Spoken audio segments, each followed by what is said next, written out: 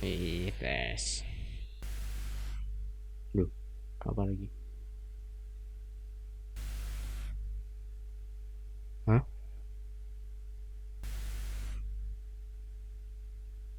Hmm, Astaga.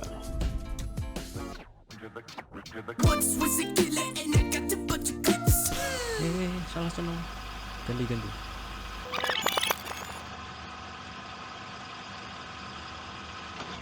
Nah, siapa dia? Dia adalah Yakobus Bisma Pratipta dari kelas XA nomor absen 21. Tuh, lihat dia. Ngapain?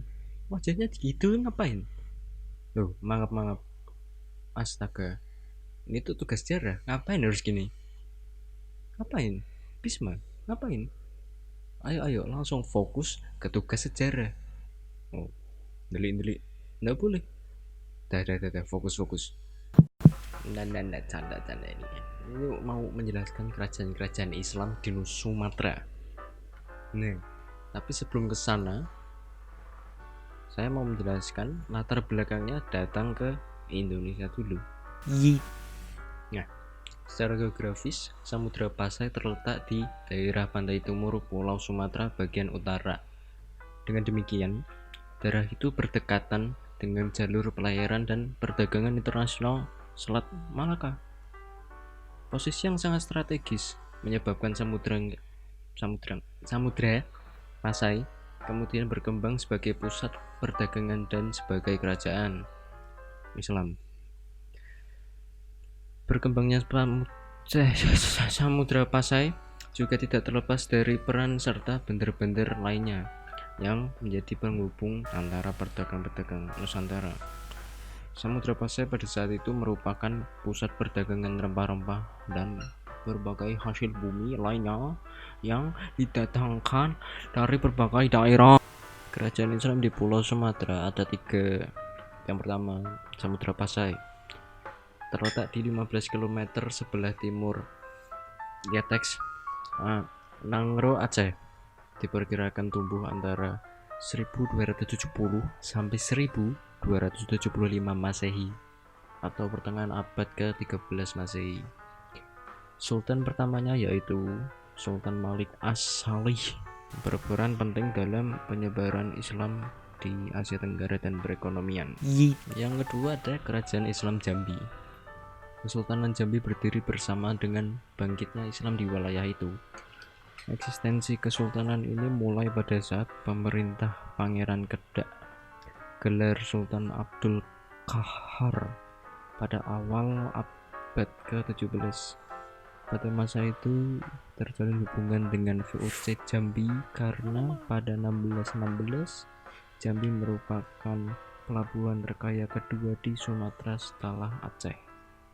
Kejayaan Kesultanan Jambi mencapai puncaknya pada pertengahan hingga akhir abad ke-17 Masehi. Nah, yang ketiga ada Sriwijaya. Kerajaan Sriwijaya awalnya bercorak Buddha. Sultan pertama Kesultanan Palembang adalah Susuhunan Sultan Abdurrahman Khalifat Al-Mukminin Sayyidil Iman. Ya maaf kalau kurang jelas, nanti di teks ada itu. Palembang berturut-turut diperintah 11 sultan dan sultan terakhir Raden Abdul Azim Purbolinggo. Sekali lagi maaf kalau pengucapannya salah. Lalu apa sih perjuangan para tokoh dalam menyebarkan agama Islam? Ya, setiap pemimpin dari semua kerajaan tadi yang saya sebut, mereka mempertahankan kerajaan mereka dari serangan eksternal maupun internal agar kerajaan mereka masih tetap mampu menyebarkan agama Islam atau ajarannya. Ya, setelah ini kita nyambung ke hambatan-hambatannya. Hambatan pertama, masyarakat Indonesia pada masa itu masih kental dengan pengaruh agama Hindu. Seperti yang kita ketahui, setelah zaman prasejarah berakhir, di Indonesia lahir kebudayaan baru. Kebudayaan tersebut ditandai dengan datangnya orang-orang India sebagai pembawa kebudayaan Hindu yang membawa pengaruh dan menyebabkan perubahan cara hidup masyarakat Indonesia, baik dalam tata cara hidup kemasyarakatan, perekonomian, dan keagamaan.